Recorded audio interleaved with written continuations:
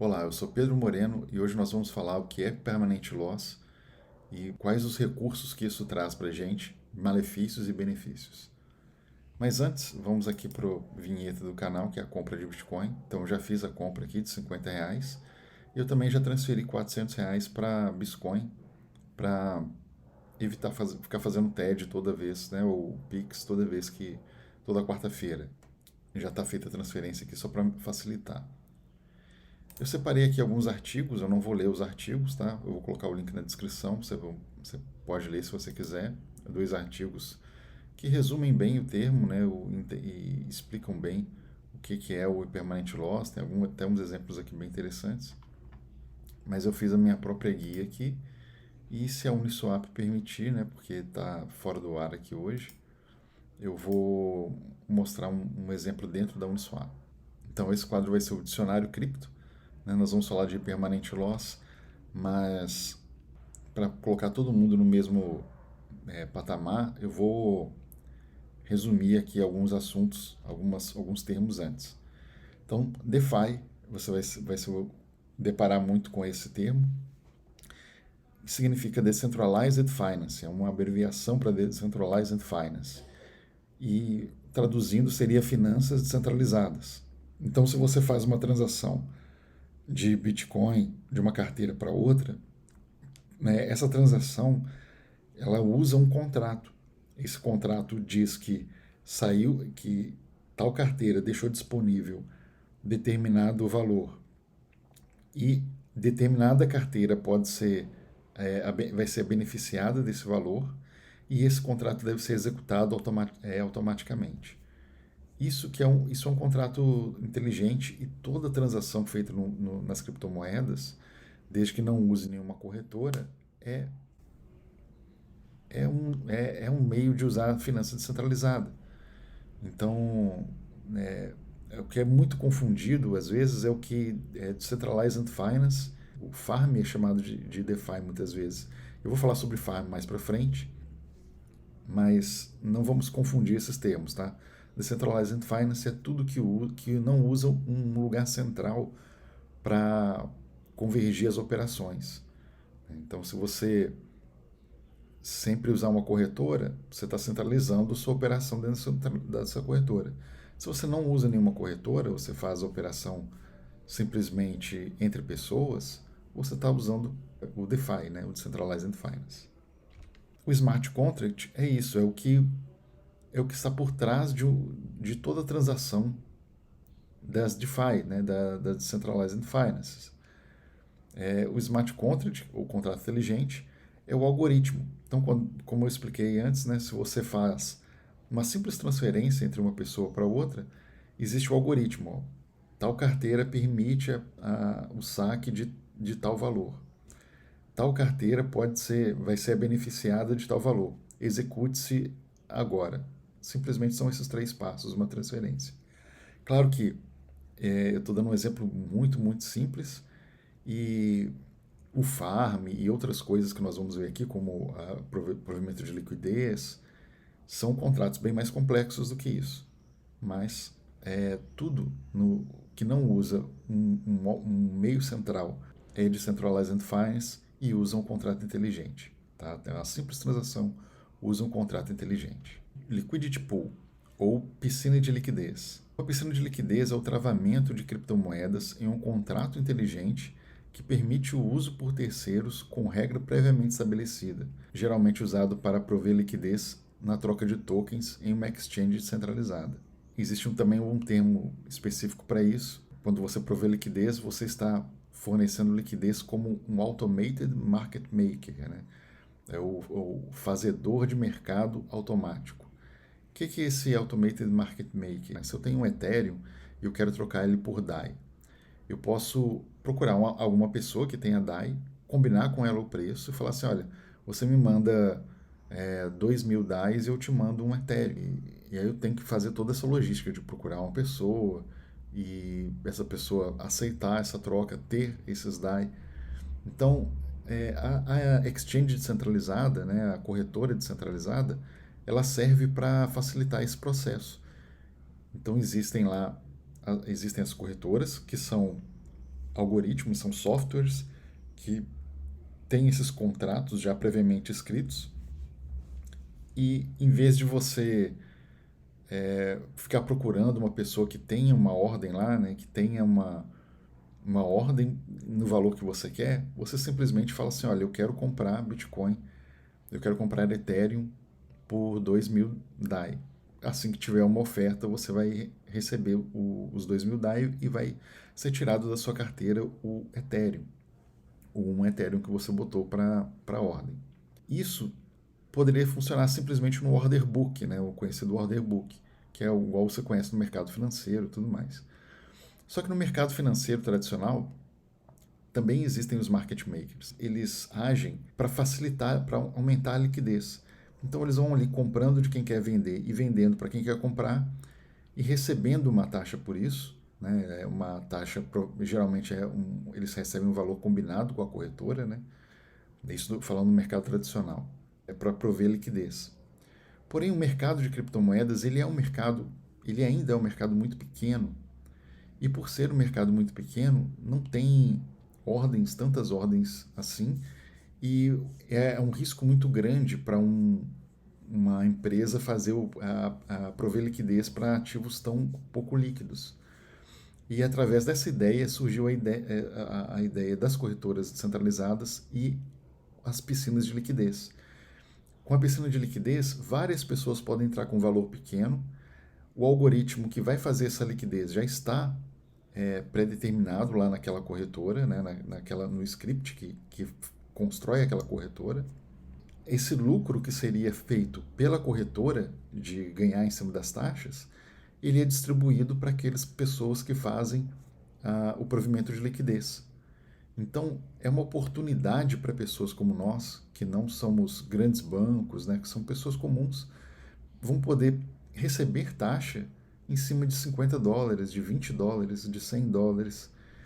Claro que é a taxa proporcional ao valor que você coloca naquela pool. Então, se a pool tem $1.000.000, você tem $1.000 nela, você vai receber 0,001% de todas as taxas geradas. Mas ainda assim é uma forma de estar participando do mercado que não existia antes para pessoas comuns. Para que as pessoas compram e vendam de maneira quase imediata, né? Não tem que ficar esperando aparecer uma ordem no order book. E, em contrapartida, essas pessoas recebem uma taxa. E aí, então, chegamos no impermanent loss. Vou começar por esse gráfico. Seria a perda por não permanecer parado naquele ativo, em comparação ao hold, né? A segurar as moedas. Quando você compra as moedas e simplesmente guarda, faz o hold delas, você vai ter um benefício da valorização ou desvalorização dela ao longo do tempo. E se você está numa pool de liquidez, ali eu estou dando um exemplo do pool de liquidez 50% por 50%, você vai ter perda nela em relação ao preço dela ao longo do tempo, porém você vai ganhar em cima das taxas, né? Só que vamos para exemplos práticos aqui. Existe o token A, existe o token B. No caso aqui você vai ver que o B está sempre valendo $1. Então como se fosse uma stablecoin, né? Uma DAI, uma USDC, USDT, como se fosse qualquer um desses tokens, ou BUSD. Então o token A no primeiro momento vale $100 e o token B $1. Ele sempre vai valer $1 nos nossos exemplos aqui. No segundo momento, ele valorizou. Então, no mercado, o token A vale $120. Então, se você tivesse $500 em cada token no momento 1, no momento 2, você teria 5 tokens A, porque eram $500 no momento 1. No momento 2, você continua tendo 5 tokens A, porque você simplesmente fez o hold, você simplesmente segurou. E no token B, que é o dólar, você teria $500. O total de $1.100. Já se você prover liquidez, você vai ter 4,65 do token A, 547 do token B. Então vai sair um pouco do token A, porque ele se valorizou. O contrato diz que ela tem que manter a proporção 50 por 50, e por manter 50 por 50 e por fazer essa movimentação aqui, que você vai estar recebendo taxa. Né? A LP, que a gente chama de LP, Liquidity Provider, vai ter desvalorizado em relação ao hold. mas você vai ter recebido a taxa, e aqui não está contabilizada a taxa. Então, nesse caso aqui, você teria um pouco menos de A, né, 4,65, 547,72 e teria, então, $1.095. E vamos então, por exemplo, no caso da moeda desvalorizar. Será que no caso da moeda desvalorizar, você teria retido o valor, né, já que você tem 50% no token, 50% em dólar? Se você tinha 5 tokens A e $500, né, 500 token B, você vai ficar com um total de $900. Porém, na LP, você vai ter aumentado o seu número no seu token A e você vai ter diminuído o tanto de dólares que você tem. Mas isso vai te proporcionar uma perda ainda maior, que vai ser que o total da LP, se ela for desfeita agora e transformado tudo em dólar, seria de $894,43. Claro, isso aqui eu estou desconsiderando o ganho das taxas. E agora eu vou falar de algumas estratégias que você pode fazer em cima de provimento de liquidez, tá? E aproveitar aqui para falar de alguns termos também. Então, seja responsável pelos seus atos, não tome esse vídeo como dica de investimento, já que existem essas estratégias, é só seguir essas estratégias que tudo vai dar certo. Não. Eu vou mostrar 2 casos aqui e um caso é realmente caótico, né? E eu vou explicar o que eu fiz, né, no caso. Então, é mais um exemplo do que eu fiz e não um exemplo de que você pode fazer a qualquer momento e considerar que se existe uma saída, sempre vai ter essa saída. Não, nem sempre vai ter uma saída. Tem que ser feita com muito cuidado para você evitar uma perda real quando as coisas dão errados numa operação. Então, seja responsável pelos seus atos, estude antes de fazer. Você também vai ver esse termo em vários sites, né? Esse DIOR, Do Your Own Research, né? Ou faça sua própria pesquisa. Não tome os exemplos recomendados como dica de investimento, tá bom? LP com stablecoin, né? Então, o exemplo que eu dei ali atrás era um LP com stablecoin. Ela é uma ferramenta de trading, na minha visão. Ela serve para, no mercado de alta, você já ir fazendo realizações parciais. Então, você monta ali a pool de liquidez, você não sabe exatamente, né? Não dá para saber exatamente onde que vai ser o topo, mas quando você já tem um ganho interessante numa determinada moeda, você pode simplesmente parear ela com uma stablecoin. Conforme o mercado vai subindo, ela vai sendo vendida automaticamente, né? Porque vai ser tirado dos seus dólares e passado para ela. Se eu simplesmente vender, eu vou ganhar mais? Sim. Sim, se você não usar a pool de liquidez, simplesmente vender no topo, se você consegue identificar o topo, você ganha mais. Então você não precisa usar isso. E tem o risco de se ela começar a cair a partir dali, você vai estar comprando mais. E você pode estar comprando num preço alto. Você pode estar comprando topo. Então, eu às vezes uso isso, principalmente como no segundo caso, que é no mercado de baixa, eu quero comprar determinado token, então eu crio lá uma pool de liquidez. A pool de liquidez vai se encarregar ela vai manter aquela proporção 50-50 e eu vou estar aumentando o meu número do token que eu quero. Isso tem a desvantagem, que a perda, como a gente viu, ela é maior do que simplesmente comprar no fundo. Porém, eu tenho o ganho enquanto eu estiver fazendo isso, eu ganho provendo liquidez. E grandes movimentos geralmente significam grandes volumes. E significando grandes volumes, quer dizer que as taxas provavelmente vão compensar essa perda, vão até gerar um lucro. Por isso que eu uso essas estratégias. Mas também existe uma outra estratégia de longo prazo, que é simplesmente você pegar 2 tokens que você quer ter por muito tempo, que você não está preocupado em aumentar um e diminuir o outro em uma quantidade pequena, e que as taxas que você vai receber em cima deles vão valer muito mais a pena do que simplesmente ter um ou outro apenas, porque você ganha as taxas em cima desses tokens. Então, se você não se preocupar com o impermanent loss, pois o ganho da taxa é superior no longo prazo, se você não colocar todas as criptos na pool de liquidez, colocar no máximo 50% em liquidez e 50% em hold, é um ponto importante, né? Não coloque tudo que você tem de reserva em pools de liquidez para sair ganhando taxa.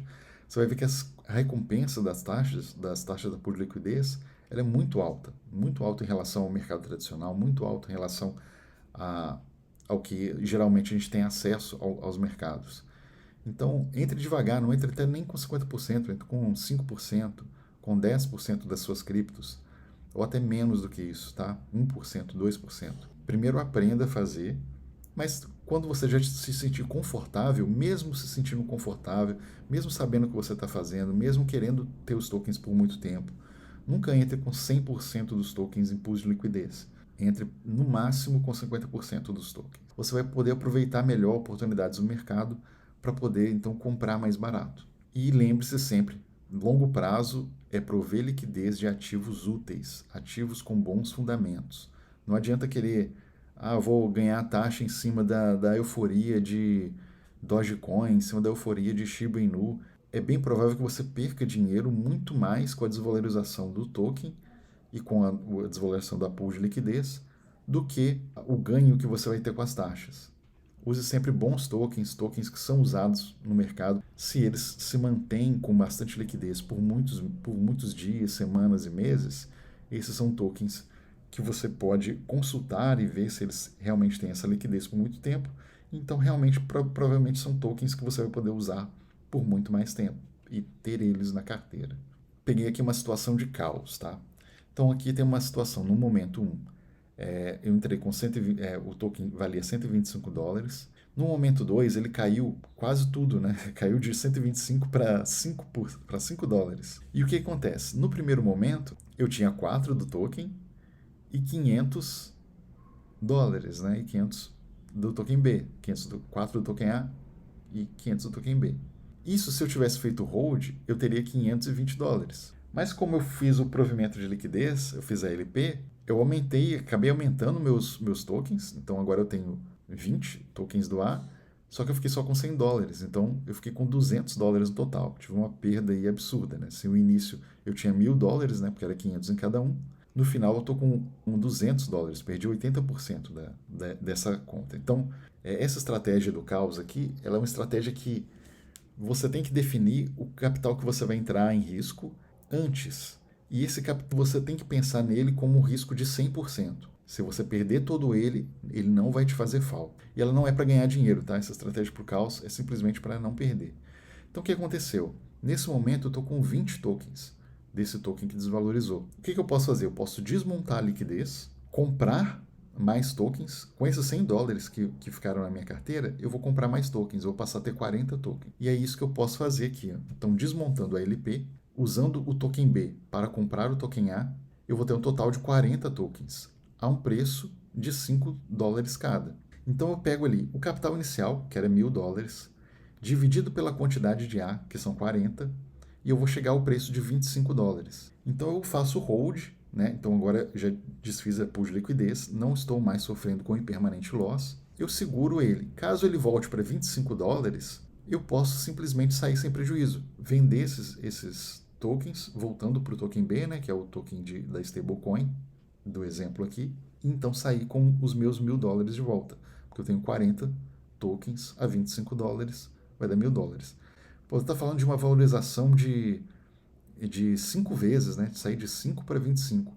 Sim, mas eu estou falando de um caso real, tá? Isso aqui foi o que eu fiz com a Bunny. Então eu comprei a Bunny a mais ou menos 130, aliás até mais, foi $200. Ela chegou a valer $7.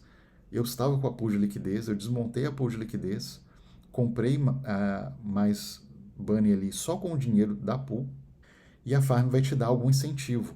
Então você pega esse incentivo e vai transformando em dólar para no momento que você acha devido, que você acha que já caiu demais e você pode então, e você acha que o projeto ainda tem algum valor, você pode comprar esse token bem desvalorizado, bem descontado, e aí no retorno, repare o seguinte, que o meu preço inicial era $125, e eu não preciso esperar chegar a $125 para ter o meu capital de volta, né? Ter o meu capital inicial de volta. Se voltar até 25, que é muito menos da metade do trajeto entre 5 e 125, eu já saio sem prejuízo dessa operação. Se você se sentiu desconfortável com a operação, uma dica que eu dou como trader, e você tem a oportunidade de sair da operação sem prejuízo, saia da operação, tá? Não fique segurando uma operação que você já te deu desconforto, já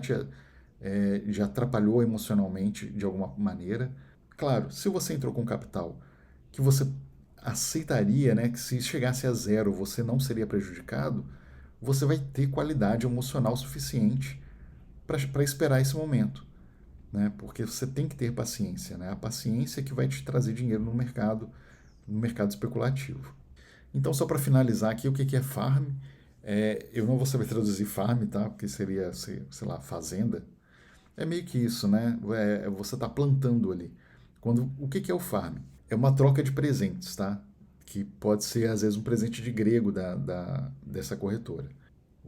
Então, farm é um contrato inteligente que disponibiliza a piscina de liquidez a uma exchange em troca do recebimento de tokens ao invés das taxas de transação, de movimento. Então, o que vai acontecer? Você vai, nesse momento, até você montar a pool de liquidez, a pool de liquidez ela é um token que fica na sua carteira. Ou ele é um token ou ele é um NFT. Né? No caso da Uniswap 3.0 é um NFT. Mas, no geral, a maioria deles são tokens fungíveis. Né? Quando você fez o pool de liquidez e colocou ele na sua carteira, ele ainda está na sua carteira.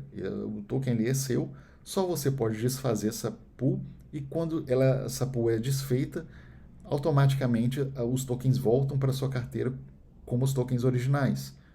Agora, no farm, não. No farm, você está delegando, você está deixando essa pool de liquidez e o direito dessa pool de liquidez a um terceiro, a exchange que está fornecendo o farm.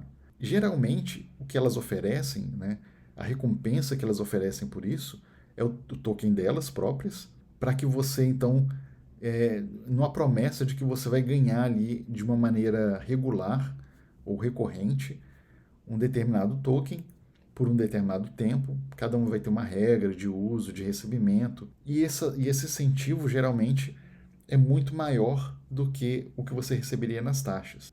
Só que esse dinheiro está sendo criado do nada. Então tome cuidado, né? Não use farms como uma renda fixa, porque não é uma renda fixa.